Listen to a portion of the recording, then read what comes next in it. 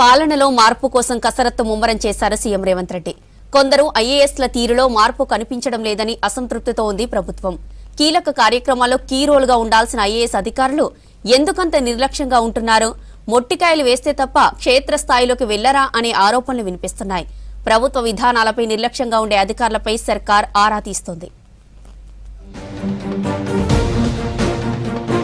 కొంతమంది ఐఏఎస్ అధికారుల పనితీరుపై సీఎం రేవంత్ రెడ్డి సీరియస్ గా ఉన్నట్లు తెలుస్తోంది. క్షేత్రస్థాయికి వెళ్లాలని, ప్రజా సమస్యలు తెలుసుకోవాలని సీఎం ఆదేశించినా అధికారుల్లో మార్పు కనిపించడం లేదన్న ఆరోపణలున్నాయి. దీనికి తోడు సీఎం రేవంత్ రెడ్డి 2 రోజుల క్రితం ఓ సభలో చేసిన కామెంట్స్ ప్రభుత్వంతో పాటు ఐఏఎస్ వర్గాల్లో హాట్ టాపిక్ గా మారాయి.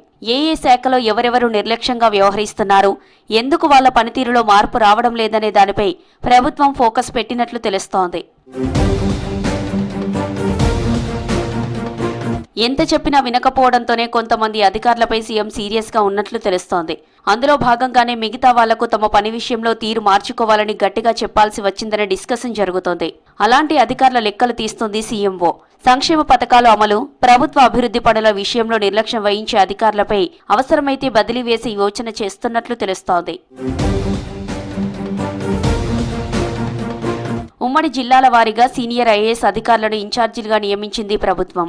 అయితే ఆ అధికారులకు ఆయా జిల్లాల అభివృద్ధి పనులతో పాటు సర్కార్ అమలు చేస్తున్న సంక్షేమ పథకాలను ప్రజలకు చేరువ వేయడంలో కీలక పాత్ర పోషించాలి.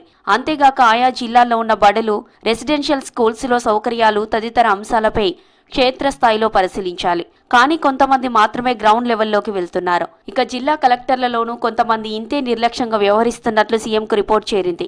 అలాంటి ఐఏఎస్ అధికారుల విషయంలో ఎలా ముందుకెళ్లాలనే దానిపై ప్రభుత్వం డిస్కస్ చేస్తున్నట్లు సమాచారం. ప్రభుత్వానికి మంచి పేరు రావాలన్నా, ప్రభుత్వం అమలు చేసే పథకాలు ప్రజల్లోకి వెళ్లాలన్నా ఐఏఎస్లదే కీ రోల్. అలాంటి అధికారుల పనితీరు మార్చుకోవాలని స్వయంగా సీఎం చెప్పినా లైట్ తీసుకోవడంపై పెద్ద ఎత్తున చర్చ జరుగుతోంది.